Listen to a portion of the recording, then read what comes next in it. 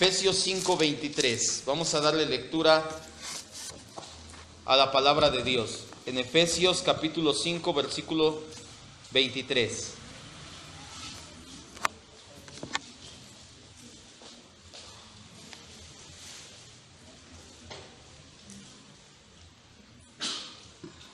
Para el evento del martes puede invitar a quien usted guste, no hay restricción de personas. Dice la Biblia en Efesios capítulo 5, versículo 23, porque el marido es cabeza de la mujer, y aquí está la parte que nos interesa para el día de hoy, hablando acerca del señorío de esclavos de Cristo. Dice, así como Cristo es cabeza de la iglesia. Cierre sus ojos y vamos a orar. Precioso Dios, tú eres bueno y maravilloso, tu Espíritu Santo nos alimenta por medio de la palabra. Entendemos que no es ósmosis, que no va a llegar instantánea o mágicamente a nuestra mente y corazón, que tú utilizas el medio llamado tu palabra. La fe viene por el oír y el oír la palabra de Dios, dice tu Escritura. Hoy te rogamos, Señor, que como ella misma dice, no regrese a ti vacía, que cumpla el cometido por el cual la envías, mi Dios, que así como la nieve cae y no regresa literalmente como copo de nieve al cielo, así, Señor, tu palabra llegue a la tierra y produzca el cambio que tú estás planeando, produzca en nosotros. Gracias, Padre, descansamos en tu perfecta, agradable y buena voluntad para con nuestras vidas. En el nombre maravilloso de Jesucristo. Amén. Estamos hablando de una serie de predicaciones titulada Esclavos de Cristo. Esta es la quinta predicación de nuestra serie Esclavos de Cristo. Hasta el momento nos hemos enfocado en las primeras 4 predicaciones en el doulos, que es esclavo, la palabra esclava para griego, para esclavo, perdón. Y hemos visto ya sus efectos en la identidad que nosotros como cristianos tenemos. A partir del día de hoy, en estas predicaciones que vienen, vamos a voltear nuestra mirada hacia la otra parte de la esclavitud en Cristo. Somos esclavos de Cristo, pero tenemos un amo, un dueño, un Señor, que es nuestro Señor Jesucristo. Vamos a enfocarnos a partir de este momento en ese amo, dueño, Señor. Y como lo leíamos en Efesios 5:23, en nuestra cabeza. Lo vamos a entender el día de hoy y la próxima semana, Dios mediante, cómo el señorío de Cristo se traduce en Cristo como cabeza de la iglesia. La Biblia llama a Jesucristo en numerosas ocasiones Señor o amo, que es una palabra griega curios, que se utilizó para Adonai del hebreo. Así que es tiempo de que estudiemos y meditemos en la verdad de Jesucristo como nuestro Señor. ¿Qué significa que Cristo es nuestro amo? ¿Qué implicación tiene en nuestras vidas? ¿Es en verdad Jesús el Señor de nuestras vidas? ¿O solamente lo hemos venido diciendo, pero no es un hecho real?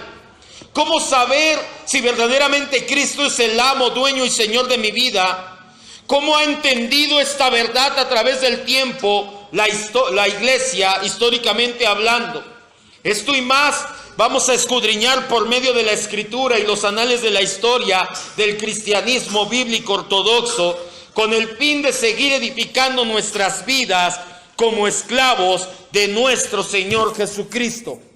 A lo largo de la historia del cristianismo encontramos hombres profundamente comprometidos con la verdad de la Escritura y que han levantado la voz contra las herejías y malas prácticas que se han dado a través de la historia.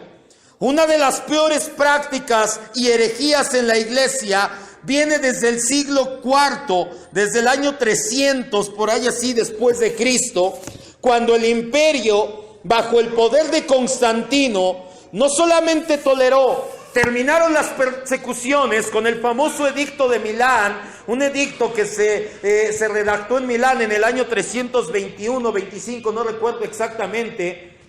Con el famoso edicto de Milán, dejaron de perseguir a la iglesia.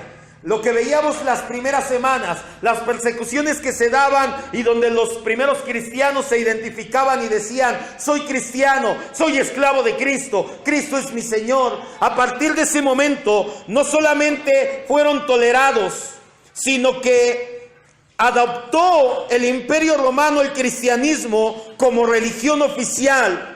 Esto dio por resultado lo que se conoce en la historia del cristianismo como la Iglesia imperial, y es conocida hasta nuestros días como Iglesia Católica Apostólico Romana. El catolicismo romano dio como resultado de que dejó de perseguirse a los cristianos un hombre que tenía una gran visión de imperio, de Estado y de política, llamado Constantino. Se dio cuenta que el imperio se caía a pedazos. Entonces él vio que el cristianismo crecía cada vez más y él dijo: soy cristiano, vamos a cristianizar el imperio. Y a dioses como Júpiter le pusieron Pedro, a Venus le pusieron María, a Mercurio le pusieron Pablo, y cristianizaron el imperio. Constantino se bautizó en su lecho de muerte. Muchos dicen por decantamiento. Estaba tendido en una cama y le dejaron caer agua en la frente. Muchos creen que cuando el agua cayó sobre su frente por decantación, lo hicieron precisamente con ese propósito de cambiar el bautismo bíblico de inmersión al bautismo no tan bíblico, no quiero decir antibíblico, porque hay veces que es muy necesario, no hay agua, no hay lugar donde sumergirte, y entonces sí puedes utilizar la decantación, pero más fue política. Muchos creen que Constantino estaba muerto ya en el momento que tomó el bautismo. No solamente cuando se dio esta unión fue degenerada la pureza de doctrina y la forma de vida del cristianismo, también fueron cayendo cada vez en errores más graves, errores que hasta nuestras fechas, hasta nuestros días se ven y entendemos. Tal vez el más grave error en el que cayeron y por el cual se dieron los primeros avistamientos de reforma fue que la figura del Papa como cabeza de la Iglesia. Esto es un dogma católico que persevera hasta nuestros días. El Papa, en este caso la sucesión apostólica o la sucesión papal, mejor dicho, porque no viene de Pedro, pero ellos dicen que el Papa es la cabeza visible de la Iglesia, que el Papa es la cabeza de la Iglesia de Cristo, que los cardenales, los obispos, los sacerdotes, ellos son el cuerpo de Cristo, algo que sabemos que no es bíblico. El catolicismo no solamente reclama sucesión apostólica del llamado trono de San Pedro. Yo no sé por qué le llaman trono si él no tuvo ningún trono ni en Roma ni en Jerusalén, sino que además reclaman infalibilidad absoluta. ¿Qué significa esto? Usted sabía que si el Papa dice algo, eso que él dice está completamente, si aunque vaya en contra de la Escritura, es lo que se toma como un dogma o doctrina. 3 ejemplos le voy a dar ahorita, o 2, no recuerdo, son 2. El Papa Jorge Mario Bergoglio, no tiene mucho, Francisco I acaba de decir que los ateos, si se portan bien, aunque no crean en Dios, se van a ir al cielo. ¿Esto es bíblico? No. ¿Pero qué cree? Hay infalibilidad papal. Lo que el Papa dice, eso es. Su palabra vale más que la palabra de Dios. ¿Por qué cree que nadie se levantó dentro del catolicismo, curas, sacerdotes, cardenales, obispos, a desmentirlo públicamente? Porque él es la cabeza de su iglesia y dicen, no puedo decir nada. Él dice, por ejemplo, que todos somos hijos de Dios, musulmanes, judíos, cristianos, todos somos hijos de Dios. ¿Esto es una doctrina bíblica? No. ¿Por qué nadie se levantó de su cuerpo de iglesia a decirle algo? Porque hay infalibilidad papal. Lo mismo pasa con el homosexualismo. Se acaba de pronunciar en favor de que no importa que vivan una vida homosexual, mientras amen a Dios y no sean malas personas, se van a ir al cielo. ¿Esto es cierto? Tampoco. ¿Por qué nadie dice nada? Diría Jaime Maussan. Y nadie hace nada. ¿Por qué? Porque hay infalibilidad papal. Esa ha sido una de las doctrinas que tiene cientos de años promoviendo el catolicismo romano y que va en contra de lo que la Biblia dice. Ellos reclaman infalibilidad absoluta y poder temporal. ¿Qué significa poder temporal? Que el Papa es el emperador del mundo. No solamente, escuche bien, hay quien dice, sí, de sus súbditos, de sus católicos, de los países católicos. No, ellos en el Concilio de Trento reclaman el poder temporal. Ellos reclaman que el Papa es el emperador del mundo, la cabeza de la iglesia y emperador del mundo. Dicen que en su doctrina, dicen ellos, que él es el vicario, el representante visible de Cristo en la tierra y que es la única cabeza de la iglesia. Fue bajo esas doctrinas que durante siglos se dieron atropellos, saqueos, guerras y cosas peores en busca de hacer valer el poder y la infalibilidad papal sobre la tierra. Yo soy el Papa, yo digo que esa tierra tú la puedes quedar, tú rey de España, ve y conquístala, no hay problema. Yo soy el Papa, yo digo que tú puedes hacer lo que quieras ahí, que tú puedes hacer lo que quieras allá. Y entonces la gente hacía lo que les daba la gana porque tenían el respaldo de la cabeza de la Iglesia Católica. El catolicismo en el año 1415... el día 6 de julio fue que uno de los precursores de la Reforma, llamado Juan Hus, fue quemado en la hoguera, no antes de humillarlo públicamente, porque se negó a retractarse de sus ideas que con una fuerte convicción abrazó hasta el final. ¿Qué clase de ideas tan terribles como para sentenciarlo a la hoguera pudo tener un hombre? Hus se rebeló en contra de las doctrinas que propagaba en su época, el catolicismo, doctrinas que se percató que eran heréticas cuando estudió profunda y humildemente las Escrituras. De ese modo se dio cuenta de la bancarrota moral, doctrinal y espiritual del catolicismo. Doctrinas como la venta de indulgencias. Juan Hus vivió 100 años, 98 años antes de que las 95 tesis de Lutero fueran clavadas en la catedral de Wittenberg el 31 de octubre, de 1517. Y Juan Hus ya se presentaba y decía, ¿cómo es posible que vendas indulgencias? ¿Qué es la indulgencia? Que tú dices, no importa que hayas pecado, tú deja caer tu monedita en el cofre y tan pronto cae la moneda en el cofre, el alma sale del purgatorio. O tú puedes tener una permiso para pecar, te daban un papelito enrollado en el cual tú pagabas por él y ya no importaba que pecaras, tú tenías tu papelito y tú podías pecar. ¿Eso es bíblico? No, ya lo sabemos que no. El simonismo, que era la venta de lugares, que llegaban y decían, yo quiero ser cardenal de Milán, y le decían, está bien, ese te sale en 10,000 coronas. Pero yo nada más quiero ser obispo de Trento, ese te sale en 5,000 coronas. Yo nada más quiero ser sacerdote de aquí de Valle de Chalco. Ese te sale en 3 pesos, no hay ningún problema. El mayor desafío que lanzó Juan Hus, él se paró en contra de estas dos, fue en el que muchos consideran la mayor obra que él escribió, llamada De Ecclesia, la Iglesia, en la cual propone ideas radicales para su época. Juan Hus decía que la iglesia de Cristo, la verdadera iglesia, se conforma de los creyentes predestinados de todas las épocas. El catolicismo decía que el Papa era la cabeza y los cardenales el cuerpo de Cristo. Cuando Juan Hus se para y dice, no es verdad, la cabeza no es el Papa y el cuerpo de Cristo somos los creyentes a lo largo de la historia. Esa es la verdadera iglesia. Otra de las ideas que él propuso fue que la autoridad de la Biblia es mayor que la autoridad que tiene cualquier otro hombre. Esto por supuesto que iba en contra del Papa. El Papa decía, mi autoridad vale más que cualquier otra cosa. Y cuando Juan Hus dijo, la Biblia es lo que más autoridad tiene, obviamente se enojaron.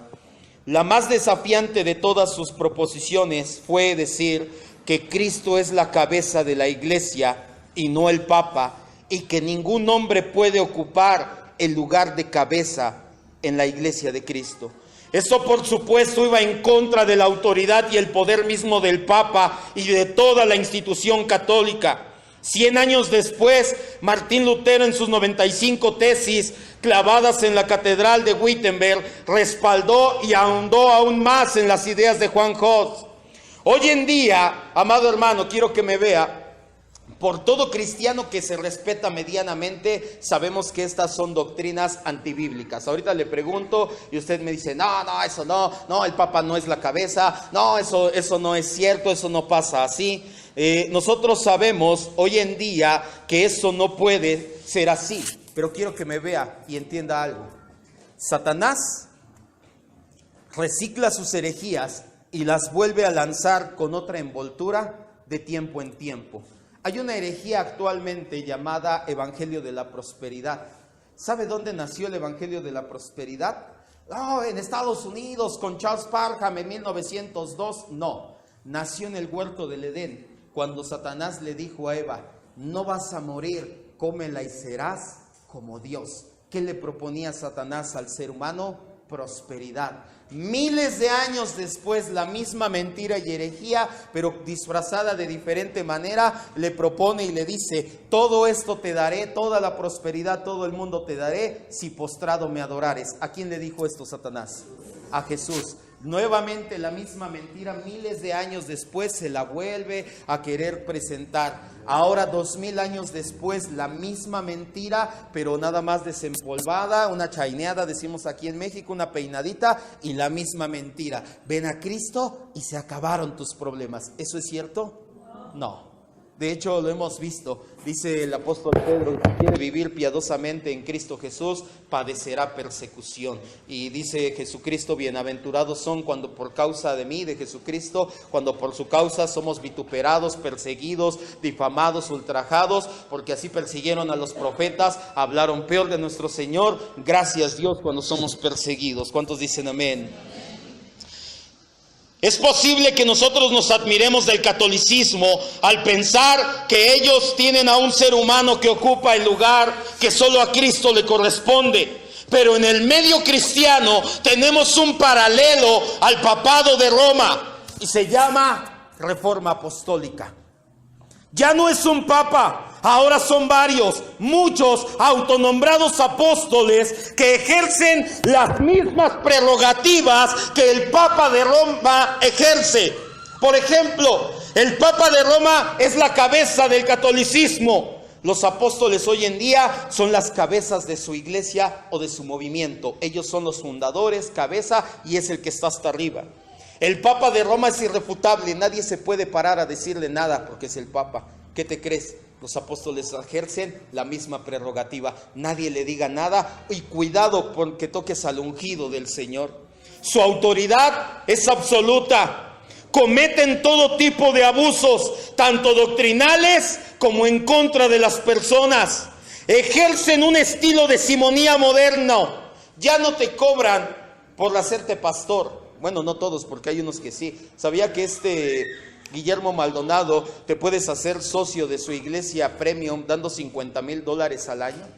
¿Sí sabía eso? $50,000 al año. Hoy en día la simonía moderna es: ¿cuánto me vas a pagar por ir a predicar a tu iglesia? ¿Sabe cuánto le vamos a pagar al pastor Héctor Ursúa? Ni siquiera su gasto de avión, él lo va a poner de su bolsillo, porque ya no se estila el pagarle a la gente porque venga a predicar. Si queremos traer a Cash Luna hay que juntar $60,000. ¿Cómo ven? ¿Cash Luna o Héctor Ursúa? ¿Nadie tiene $60,000 que le sobren? ¿No? Por doctrina, no por dinero. Héctor Ursúa.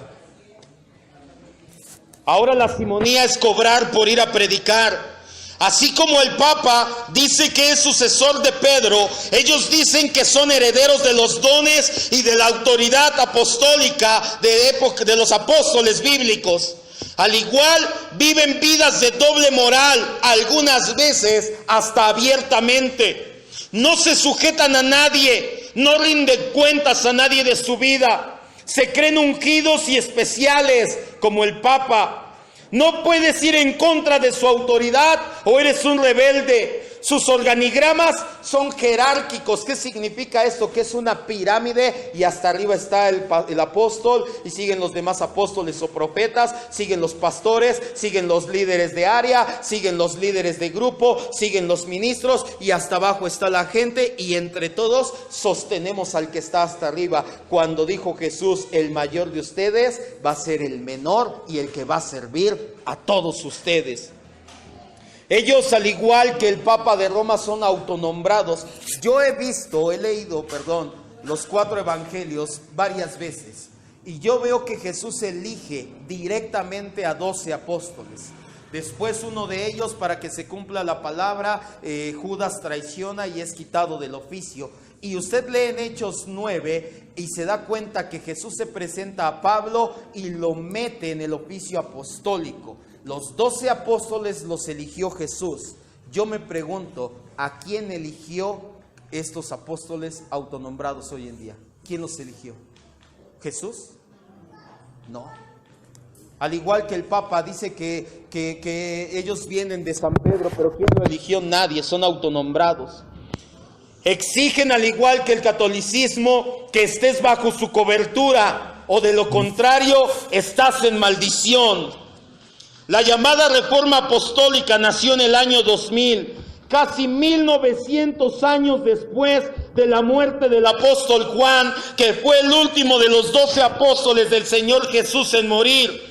Por espacio de 1900 años, Dios no habló nada acerca de apóstoles, hasta que en el año 2000, un hombre llamado Peter Wagner dijo que Dios le reveló que para los últimos tiempos iba a restaurar el oficio de apóstol y el oficio de profeta. A partir de entonces, son un gran número de charlatanes e ignorantes que han tomado el título de apóstol. Se dio una apostolitis en la iglesia como no tiene idea. Nada más porque era el pastor y tenía otro pastor conmigo asociado, o 3 o 4. Pero como yo soy el mejor pastor, por así decirlo, ¿qué creen? Ya soy su apóstol, ya no soy pastor, ya soy apóstol. Y eso se dio a partir del año 2000 para acá, el boom de la apostolitis en la iglesia. El título o el llamamiento de pastor le quedó corto a mucha gente.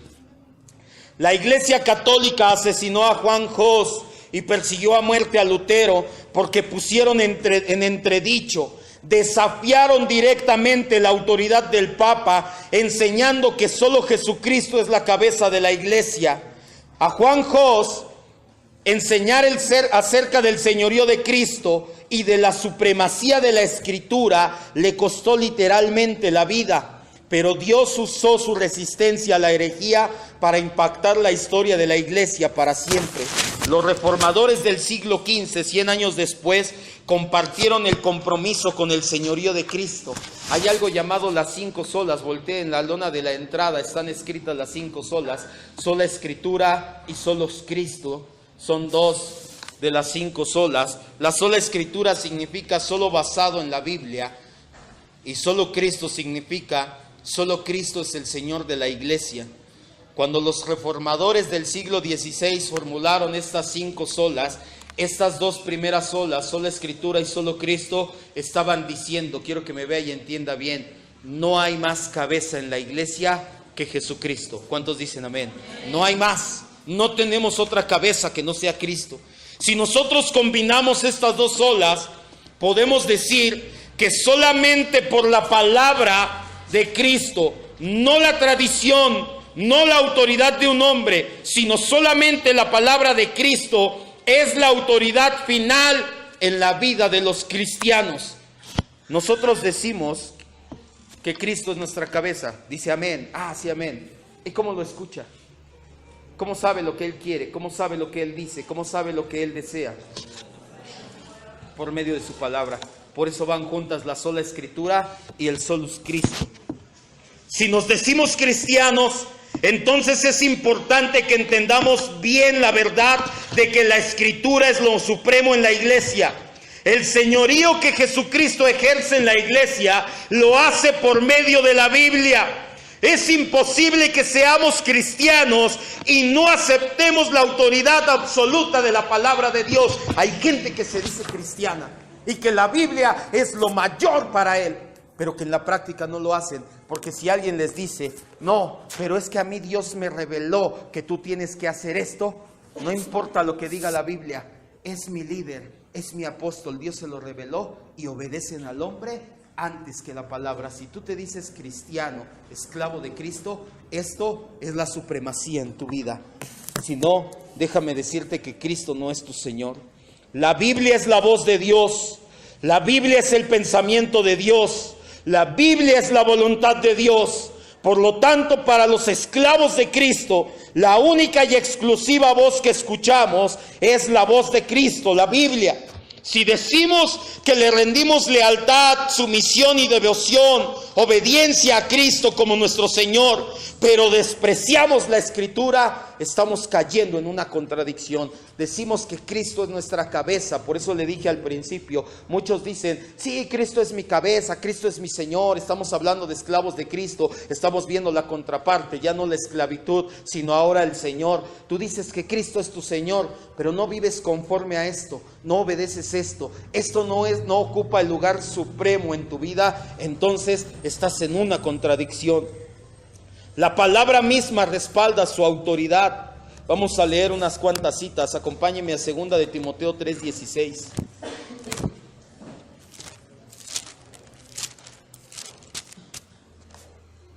y 17. La palabra misma respalda la autoridad que tiene. Hay quien dice que esto es razonamiento en círculo. No es aquí el tiempo, el momento para comprobar la autoridad de la palabra de Dios. 2 de Timoteo 3:16.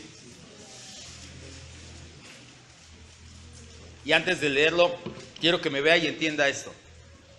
Yo no puedo decir que un hombre llamado Jesús Adrián Romero es mi hermano, no porque me cae mal. Él dijo recientemente que él no tiene la certeza absoluta y no puede comprobar que la Biblia es la palabra de Dios, pero lo creo por fe. Yo tengo la certeza absoluta de que la Biblia es la palabra de Dios, mi única norma, mi única autoridad de fe, de vida y de conducta. Si él dice que no tiene esa certeza, está diciendo que no tiene la certeza de que Cristo es la cabeza de la iglesia. Y si Cristo no es la cabeza de la iglesia, él no es cristiano. Entonces, tampoco no vaya y le ponga en su face, eres un hereje y te vas a ir al infierno, déjelo, mejor ore por él realmente. Pero cuando hacen afirmaciones como estas, pareciera que dices, pues sí, no hay forma de saberlo, sí hay forma de saberlo. Después vamos a ver un tema los días miércoles. Tenemos, ahí van formados, llamado bibliología, donde nos damos cuenta que la Biblia, hasta científicamente hablando, es la palabra de Dios. Se puede comprobar por pura probabilidad y estadística, se puede comprobar que la Biblia es la palabra de Dios. 2 de Timoteo 3:16 y 17, ella misma se respalda y dice, toda la escritura, toda, no solamente la parte que me gusta, no solamente la parte donde dice que me va a ir bien, sino la parte donde dice que me sujeto, que obedezco, que sigo a Cristo, que me niego a mí mismo. Toda la escritura es inspirada por Dios y es útil para enseñar, para redarguir, para corregir, para instruir en justicia, a fin de que el hombre de Dios sea perfecto y enteramente preparado para toda obra. La primer golpe de autoridad que da aquí es que dice que la escritura es inspirada por Dios. ¿Qué significa esto? Que un hombre la escribió, pero que ese hombre la escribió cuando Dios se la estaba dictando, directa o indirectamente. 2 de Pedro 1:20-21. Por eso cuando alguien dice que duda que esta sea la palabra de Dios, que no tiene la certeza de que esta sea la palabra de Dios, no podemos llamarle realmente mi hermano. 2 de Pedro 1:20-21. Pastor, pero hace unas canciones bien bonitas. Hasta me sumerge.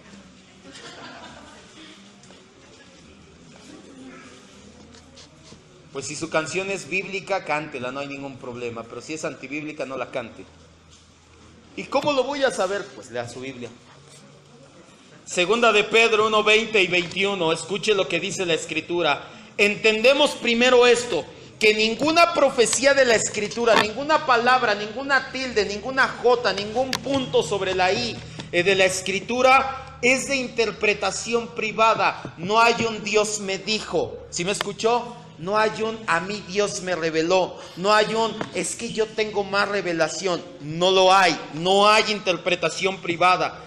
Porque nunca la palabra, la profecía, fue traída por voluntad humana, sino que los santos hombres de Dios hablaron siendo inspirados por el Espíritu Santo. Segundo golpe de autoridad. La palabra misma dice que esta, 2 veces lo vemos ya, fue inspirada por el Espíritu Santo. Mateo 24:35.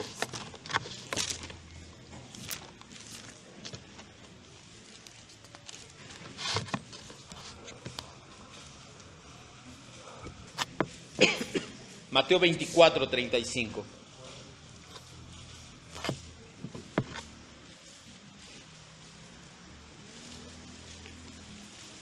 Escuche lo que dice Jesús. Esto sale de labios de Jesús directamente. Si su Biblia tiene letras rojas, cada vez que vea letras rojas son palabras de Jesucristo. Mateo 24, 35, dice la Escritura: el cielo y la tierra pasarán, pero mis palabras, ¿qué dice?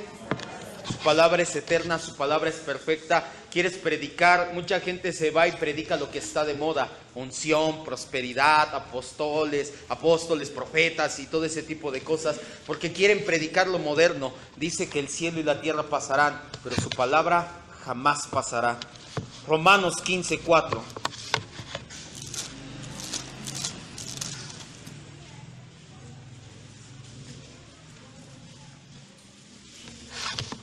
Romanos 15, 4.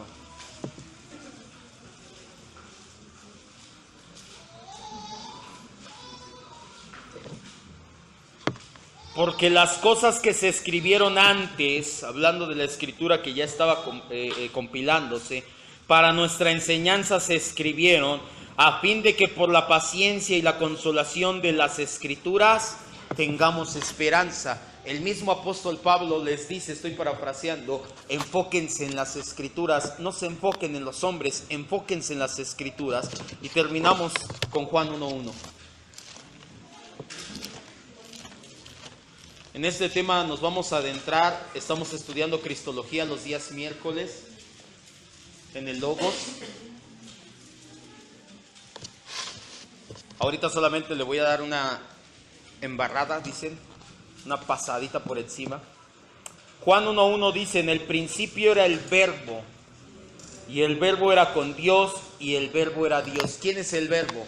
Jesucristo. ¿Dónde encuentro al Verbo? Aquí encontramos al Verbo. La Biblia tiene un mensaje, se escribió en 1500 años, en 3 continentes, por más de 40 autores, y tiene un solo mensaje: Jesucristo y el plan de salvación. Ya después, cuando veamos bibliología, nos vamos a adentrar en la importancia de saber que el Verbo y la palabra, y por qué se dice que el Verbo se hizo carne, por qué el Verbo y la palabra es uno. Jesucristo es el Señor de la iglesia. Jesucristo es la cabeza de la iglesia, y solo Jesucristo da cobertura a la iglesia.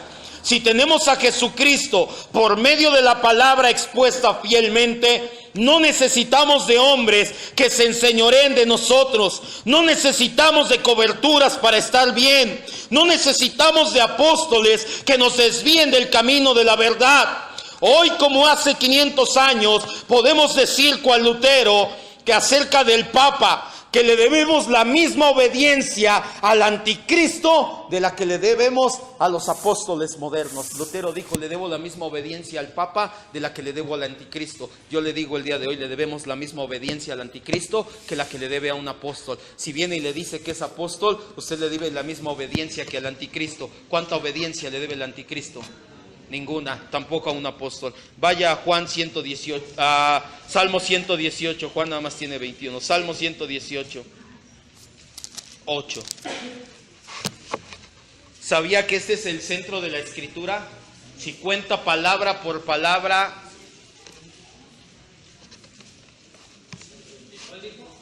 Salmo 118, 8. Si usted cuenta palabra por palabra, cuando llegue a la mitad, vaya a hacer el compendio, son, no recuerdo, 60 y tantas mil palabras, no recuerdo bien. Y entonces, si busca la palabra de en medio, vaya al versículo de en medio, queda el Salmo 118, 8. Este es el centro de la escritura. Y mire lo que dice la Biblia en el centro de la escritura: mejor es confiar en Jehová que confiar. ¿Cree que sea casualidad que el centro de la escritura sea esto? Usted no confía en un apóstol, usted no confía en mí, usted confía en Cristo como su Señor y Salvador, y no tiene más que decir. Denle un aplauso al Rey.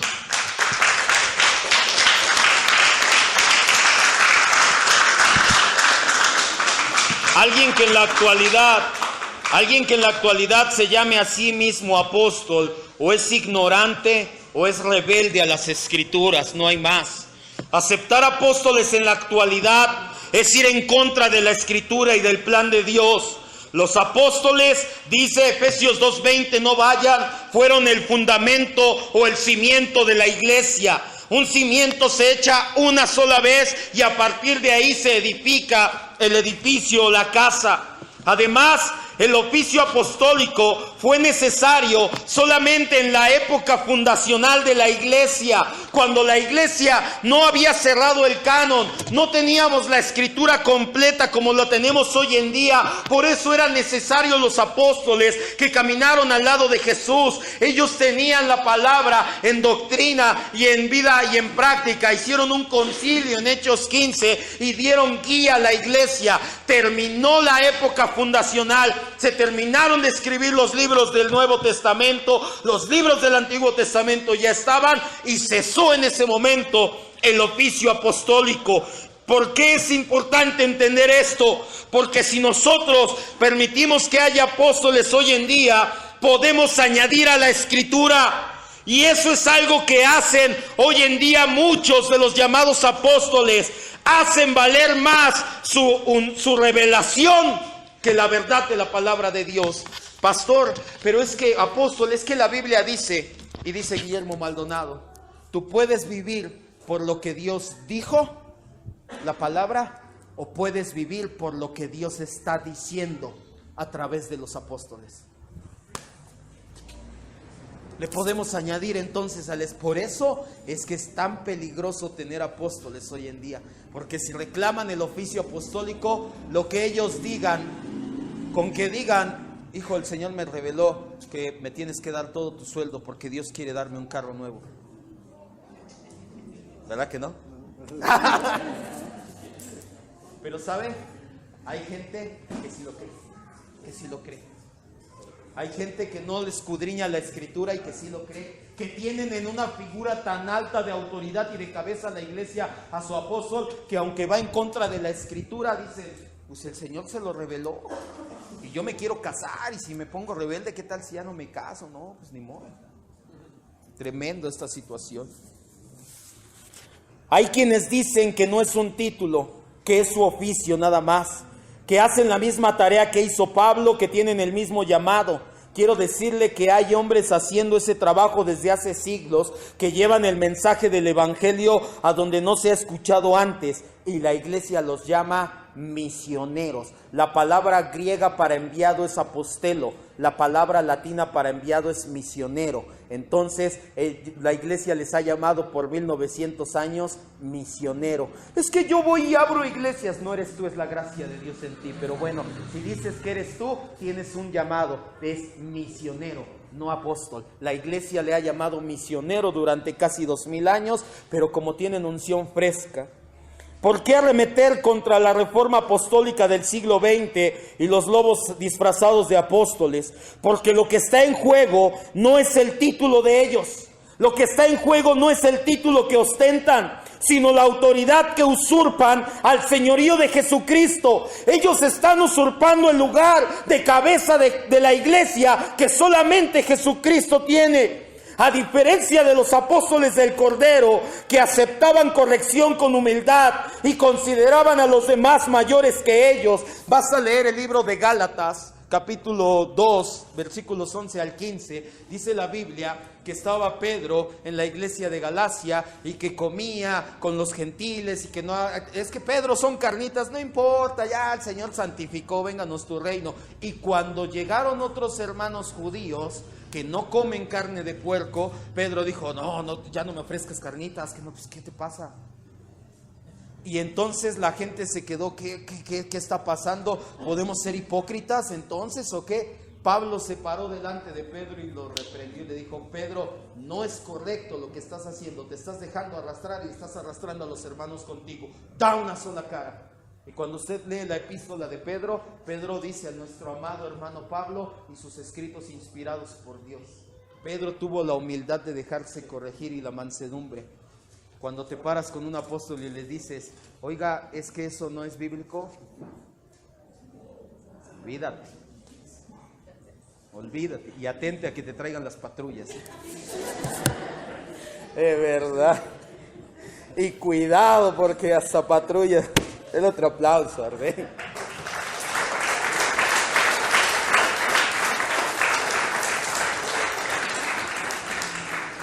Los apóstoles en la actualidad, aunque no lo digan verbalmente, pero es que yo nunca he dicho que soy cabeza de la iglesia. No lo dices verbalmente, pero en la práctica hacen valer más su autoridad que la autoridad de Cristo representada en la palabra. Cada vez que un apóstol o profeta moderno dice, es que el Espíritu me reveló esto, está diciendo, vale más mi palabra que la palabra de Dios. Es que es una unción fresca. Tú no lo entiendes porque esta es unción fresca. Es que es vino nuevo. ¿Se acuerdan que vimos las parábolas? Las parábolas y vimos que el vino nuevo y el vino viejo y que como muchos hacían esta referencia. Es que es vino nuevo. El vino nuevo va en odre nuevo. No ha renovado tu odre. Renueva tu odre para que entiendas esto. Dios me habló. Hay un testimonio de una hermana que iba llegando a la iglesia y que el apóstol era soltero y la hermana era muy bella. Y entonces el apóstol se mete con Dios y llega y le dice, hermana, el Señor me dice que usted y yo vamos a fundar un ministerio entrelazado. Usted va a ser mi profeta y yo voy a ser apóstol y vamos a conquistar las naciones y nosotros juntos vamos a establecer el reino. Y la hermana, ay, gracias Dios. Oiga, pregúntele qué hago con mi esposo y mis 3 hijos, no, por favor, porque ese es el tipo de revelación que tienen.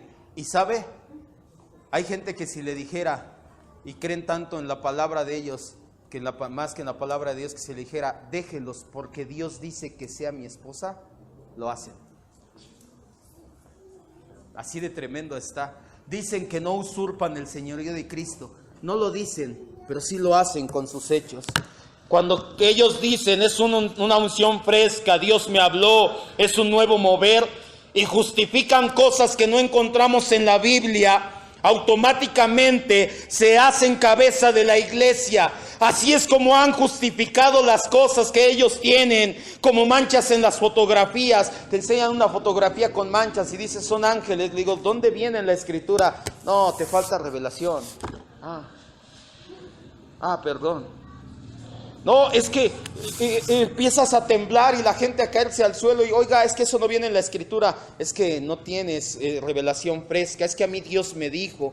Así justifican la risa santa, el polvo de oro, aceite brotando de las manos y muchas prácticas insanas más. Si no estamos basados en el señorío de Cristo por medio de la sola escritura, corremos peligro de caer en las garras del error doctrinal y la herejía de tener una cabeza que no sea Cristo. Quiero que cierre sus ojos, por favor.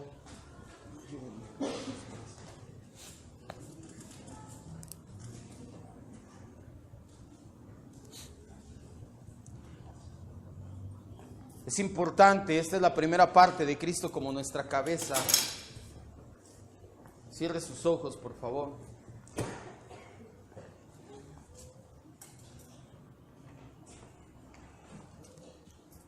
Nos burlamos, nos mofamos de nuestra época de católicos en la cual creíamos en el Papa y lo idolatrábamos. Y los cristianos, el medio cristiano está igual, no con uno, sino con muchos papas llamados apóstoles. Es tiempo de regresar, es tiempo de volver a hacer el señorío de Cristo valer en nuestras vidas. Cierre sus ojos.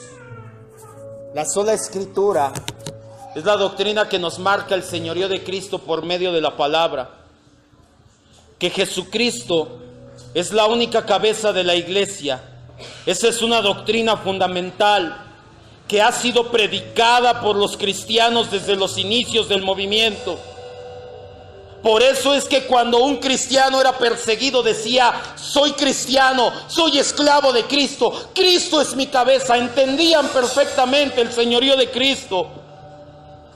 Hoy en día es por medio de la palabra de Dios nada más. Es necesario regresar a la sola escritura y dejemos de pensar en nuestros pobres hermanos, quiero llamarles así, no porque el catolicismo esté correcto, pero esperemos que por la gracia de Dios muchos salgan corriendo de ese error. A nuestros hermanos nos burlamos de ellos, de que creen en el Papa y nosotros creemos en apóstoles. No es posible. Echamos por tierra el señorío de Cristo cuando creemos en ese tipo de doctrinas. Echamos por tierra el decir que Cristo es la cabeza de la iglesia. Él instituyó pastores, evangelistas, maestros para edificar la iglesia, no para enseñorearse de ella. Yo no soy su dueño, yo no soy aquí el que manda, yo no soy el que está hasta arriba. No es mi palabra la que vale por encima de todo. Es la palabra de Dios siempre. Si lo que yo le digo, si lo que predicamos, si lo que enseñamos, si la manera en que lo exhortamos y confrontamos es conforme a la palabra de Dios, usted no tiene nada que decir. Pero el día que yo me acerque y le diga, Dios me dijo, refúteme con esta enseñanza. No se vale decir Dios me dijo. No se vale que haya apóstoles modernos, porque es decir al señorío de Cristo, tú no vales nada. Por eso es tan importante entender esta verdad. Cristo es nuestra cabeza y la semana que viene vamos a ahondar. Hoy solo quiero que se lleve esto en su corazón. El señorío de Cristo es el que importa. Cierre sus ojos y dígale: el Señor es mi Rey, mi todo. El Señor es mi luz, mi Rey.